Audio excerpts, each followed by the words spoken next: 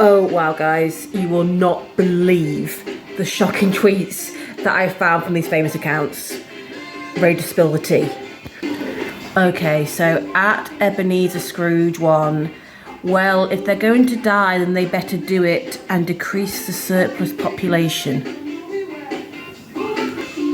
At Jean Valjean 02, lol, just nicked a loaf of bread. That's not aged well. And at Grinch just nicked a load of gifts. I hope I'm always as mean as this. Okay, so you get the picture where I was going with that. But cancel culture is huge. And people seem to rejoice in it. They're obsessed with finding something to destroy a person. And it can also mean berating those who don't do the same or show any kind of open malice to said person. Why people like cancel culture is probably a discussion for another video, but I guess it's because it makes them feel better about themselves, and makes them feel better about their own mistakes.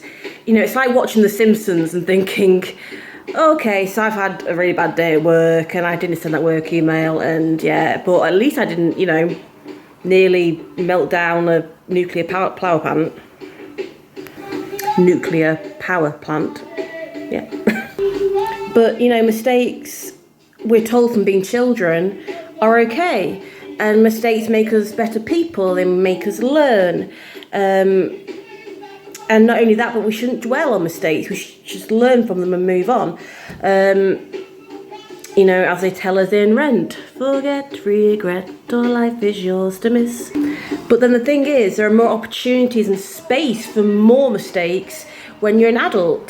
The difference between right and wrong is more nebulous. Yet with cancel culture, there seems to be no space for forgiveness or moving on. Even if somebody apologises, they are kind of frozen in time and forever associated with that mistake, which I think is really scary. And just to be clear, I'm not saying that people, you know, should be forgiven or should accept all mistakes in life, because obviously there is a level. But how can fiction help us with how we approach cancel culture? Because people love cancel culture, but they also love literature and stories. And in stories, we love redemption. We love it when characters go on here's a J word, but they go on a journey and turn their lives around for the better. We cheer them on and we accept them as the person they are by the end of the book or the film or TV series, whatever. You know, I don't get to the end of Beauty and the Beast and think, oh, hang on, but he was really dreadful. He was horrible. He deserved to be a beast forever. You know, our past doesn't necessarily age well. The world is always changing, as are our perspectives and beliefs. It's like watching some, you know, old series and cringing at the dated dialogue.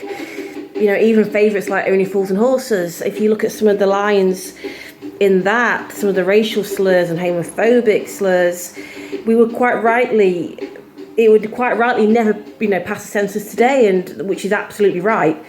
But with the logic of cancel culture, therefore, we need to completely, you know, get rid of all those TV series and just focus on those flaws and mistakes.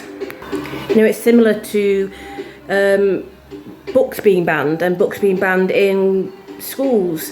You know, classics like To Kill a Mockingbird and Of Mice and Men.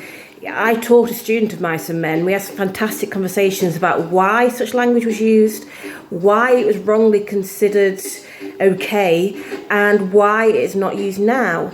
Had we not studied the book, he would have missed out on the universal and timeless themes of friendship, the misuse of power and dreams. And I actually think John Steinbeck was ahead of his time in terms of his sympathetic portrayals of communities, of people who were so overlooked and treated horrendously. I think it was, you know, he was ahead of his time. But unfortunately, people just see certain words and just ban without exploring it. And again, that's probably another video. You know, I applaud the likes of Disney Plus, who made the choice of putting a disclaimer out while still showing the original films, which I think is right, because discussions are healthy and discussions are good. The way communities were portrayed in films and series was never right. It wasn't right then, it isn't right now, but let's discuss it. You know, when I was very ill with my mental health, cancel culture actually hugely affected my state of mind. You know, depression and anxiety together, my mind became a really unkind and messy place. And it brought, old memories and things back.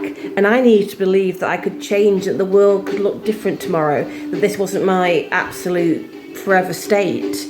I was sofa bound, and fiction was a true escape and comfort. And all of a sudden I was being told I was a bad person for reading Harry Potter. And again, I'm not going to go into the J.K. Rowling debate in this video. But again, it's a discussion of how do we still use books and reading as a positive force rather than a negative one. I just miss reasonable discussions and debates without, name calling and just labelling people. It's so unhealthy.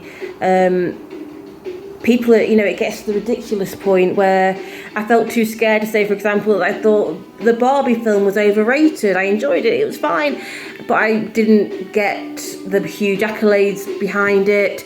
But I was, scared of doing that, because suddenly it meant, I was going to be labelled as sexist or something.